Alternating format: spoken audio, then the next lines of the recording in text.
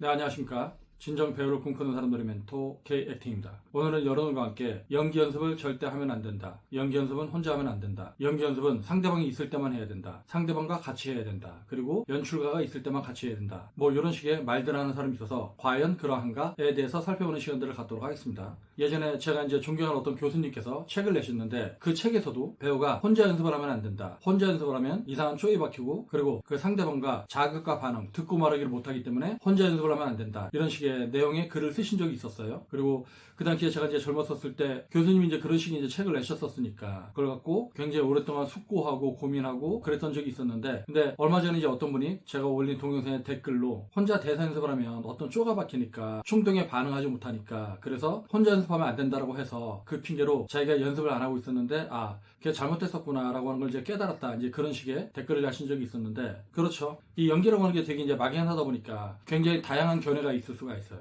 근데 이제 그런 견해를 피력하는 사람들 중에 대부분은 자기가 배우 출신이 아니거나 자기가 연기 연습을 진짜로 목숨 걸고 해본 적이 없는 사람들, 그런 사람들이 이제 그런 견해를 피력하는 경우가 많이 있거든요. 근데 제 경우는 배우는 연습을 되게 많이 해야 된다. 그리고 그러한 연습을 통해서 내가 가지고 있는 어떤 한계를 극복을 해야 된다라고 이제 제가 주장을 하는 편이거든요. 혼자 연습하다 보면 잘못된 습관이 베낄 수도 있고 쪼가 박힐 수도 있죠. 근데 구덩이 무섭다고 장을 담그면 안 되나요? 아니죠. 그럼에도 불구하고 장을 담궈야겠죠. 내가 혼자 연습을 하다가 이상한 쪼에 박히거나 이상한 습관이 들까봐 연습을 하지 않는다. 이거는 내가 연습을 하지 않을 수 있는 핑계는 될지언정 그게 여러분들을 배우로 만들지는 못한다. 그러니까 만약에 교수님들께서 연습을 많이 해야 돼 이런 교수님이 있고, 야 연습 많이 하면 이상해지니까 연습하지 마 이런 교수님이 있어요. 그러면 여러분들은 어떤 교수님의 말씀을 따르는 게 좀 더 편리하고 쉽게 느껴지나요? 당연히 연습 많이 하면 쪼박히니까 연습하지 말고 상대 배우가 있을 때만 연습해라, 이 교수님의 말씀이 훨씬 더 쉽게 느껴지겠죠. 근데 제가 대학에서 강의할 때도 그런 식으로 이제 코멘트를 하는 교수님들이 있었다고 하는데, 근데 그 친구들이 연기가 안 좋아요. 네. 어디서 어설프게 들은 걸 갖고 애들을 가르치니까 애들의 연기는 점점 안 좋아지는 거죠.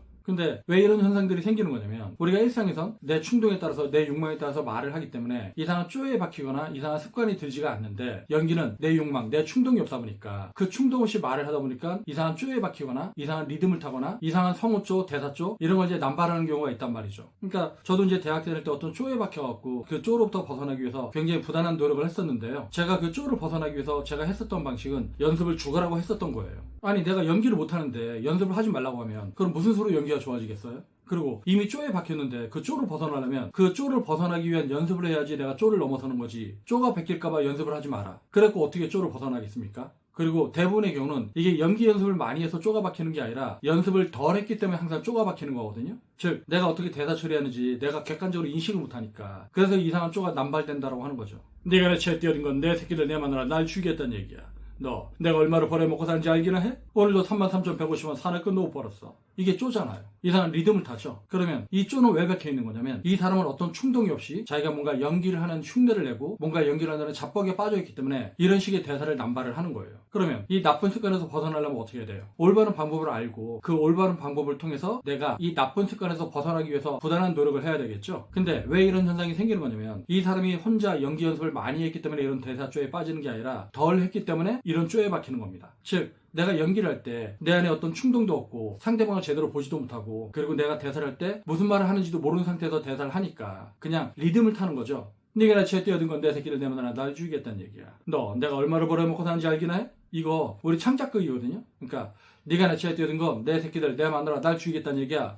너 내가 얼마를 벌어먹고 사는지 알기나 해? 이렇게 가야 되는 대사를 어떤 느낌이 없으니까, 내가 이제 표현하는 방법을 모르니까 어떤 운율을 탄다라고 하는 거예요. 근데 이런 대사쪼라고 하는 건 연기를 어느 정도 한 친구들한테만 발생하는 게 아니라 연기를 처음 하는 친구들도 아예 이런 대사쪼를 가지고 대사를 하는 경우가 많이 있습니다. 그 사람은 그런 대사쪼를 하려고 하는 게 아니에요. 자기가 어떻게 표현하는지 모르니까 그냥 자기도 모르게 이제 그렇게 나오는 거죠. 그러면 우리가 연기를 배우면서 그러한 나쁜 습관을 제거하고 올바른 연기 표현을 구축하기 위해서 연습을 하는 거잖아요. 그러니까 제가 예전에 이제 중대에서 연극 제작 같은 거 했었을 때 그런 학생이 하나가 있었어요. 그 친구는 연기 발표를 할 때 되게 많이 긴장을 합니다. 긴장이 많다 보니까 떨면서 얼굴도 빨개지고 손도 막 떨리고, 그렇게 긴장이 심하다 보니까 발음도 제대로 안 되고 이제 그런 친구가 있었단 말이죠. 그래서 제가 이제 그 친구한테 네가 연습이 부족해서 그렇다, 연습을 더 많이 해라 그랬더니 그랬더니 자기는 대학교 1, 2학년 때 교수님께서 연기 연습을 너무 많이 하게 되면은 박쥐여야 되는 연기, 기계여야 되는 연기를 하니까 무대에서 자연스러운 연기, 뭔가 이제 살아있는 연기를 하려면 연습을 많이 하면 안 된다. 이제 이런 식으로 했다라고 하는 거예요. 그래서 이 친구가 내가 연기 연습을 너무 많이 하면 기계적인 연기가 되니까 뭔가 이제 살아있는 연기를 하려면 내가 연습을 좀 안 해야겠구나. 이런 생각을 하고 무대에 올랐다라고 하는 거예요. 근데 그렇게 해서 이제 무대에 오르니까 어떻게 돼요?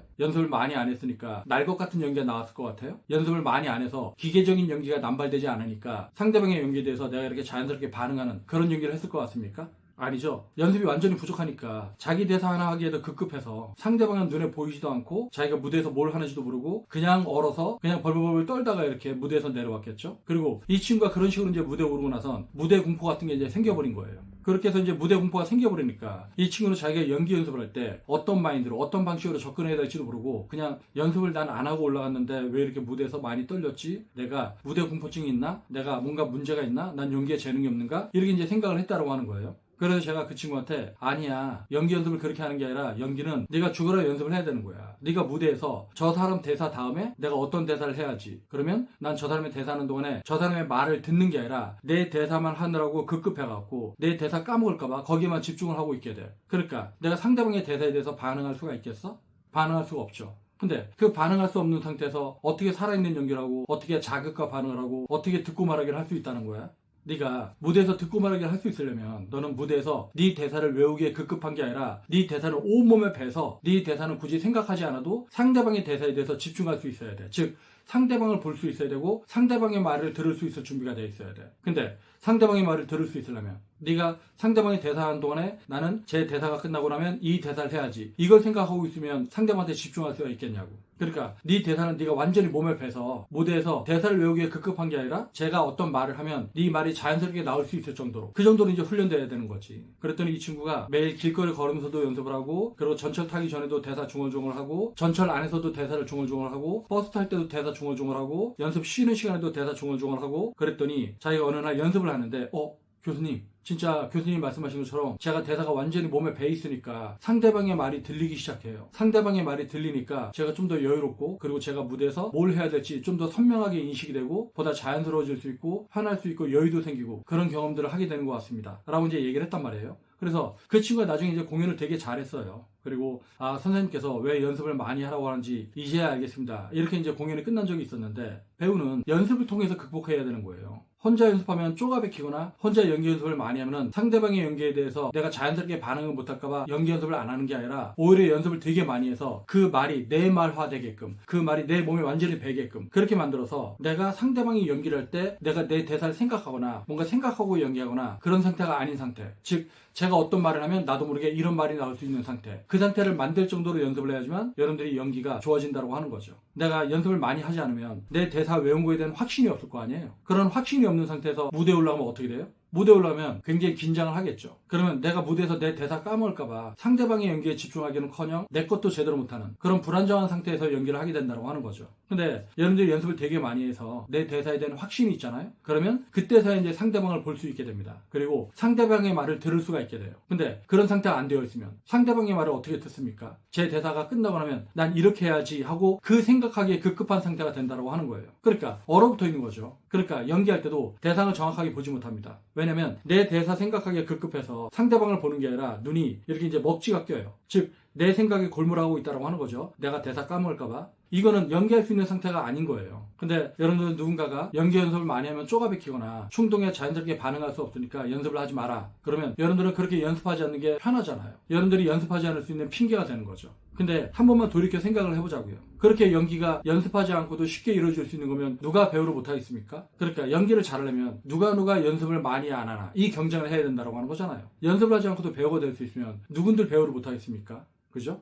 그래서 여러분들이 연습을 할 때 연습을 많이 해서 쪼가베키는 게 아니라 여러분들이 잘못된 방식으로 연습을 덜 했기 때문에 쪼가베키는 겁니다. 그러면 그 쪼를 벗어나려면 어떻게 해야 돼요? 우리가 말을 한다고 하는 건 이 말을 할 때 사용되는 근육들이 있잖아요. 즉 발음 근육이 있을 것이고 발성 근육이 있을 것이고 호흡 근육이 있을 것이고 그리고 그거를 들을 수 있는 청력이 있을 것이고 이런 것들이 동반돼서 내가 그렇게 해서 이제 말을 하는 건데 내가 이런 것들이 훈련이 덜 되면 호흡이 부족한 상태에서 발성력이 부족한 상태에서 발음도 안 좋은데 억양 처리도 미숙한데 이제 대사를 하면 그런 쪼가 나오는 거예요. 근데 우리가 말을 할 때 사용하는 근육은 이런 외부에 있는 다른 큰 근육들과 달라서 굉장히 미세합니다. 아주 미세해요. 그리고 내가 내는 소리가 내 귀로 잘 들리지 않기도 하고 즉 내가 연기한 걸 모니터로 해서 보면은 정확하게 보이는데 내가 말할 땐 내가 어떤 식으로 말을 하고 있는지 어떤 어미 처리를 하고 있는지 억양 처리가 잘 되고 있는지 못 되고 있는지 이걸 내가 객관적으로 확인을 못 한다고 하는 거죠. 그러면 이게 확인이 안 되는데 그런데 프로 배우로 활동을 하면서 연기를 되게 잘하는 배우들은 뭐예요? 그런 배우들은 원래 타고난 건가? 물론 타고난 배우들도 있었겠죠. 근데 대부분은 그거를 훈련을 통해서 자기의 한계를 넘어서고 그리고 그 언어 감각, 말할 때 사용되어지는 이 언어 근육, 발음 근육, 발성 근육, 호흡 근육 이 훈련들을 내가 능수능란하게 쓸 수 있게끔 그렇게 이제 훈련을 했다고 하는 거죠.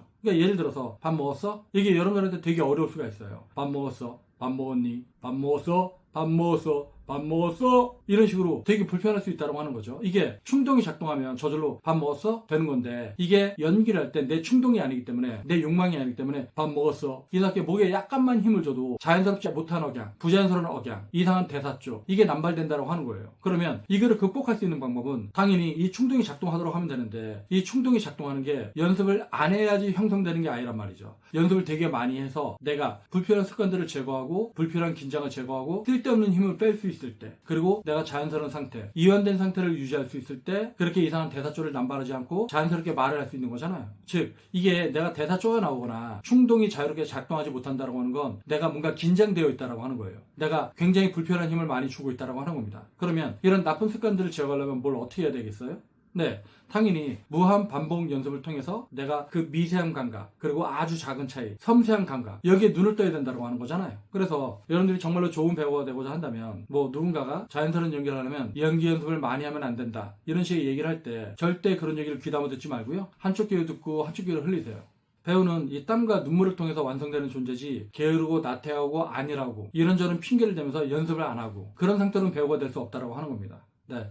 오늘은 여러분들과 함께 여러분들이 좋은 배우가 되려면 연기 연습을 많이 해야 되는 이유, 어설프게 많이 하는 게 아니라 진득하게 많이 해야 되는 이유 뭐 이런 내용을 이제 살펴봤는데요. 배우는 연습을 통해서 완성되는 겁니다. 그러니까 여러분들을 나태하고 게으르고 안일하게 만드는 그런 가벼운 말에 흔들리지 마시고요. 뚝심 있게 진득하게 여러분들이 가고자 하는 배우의 길을 꾸준하게 걷기를 바라겠습니다. 네, 오늘 동영상은 여기서 마치겠습니다. 그러면 다음 동영상 볼 때까지 안녕.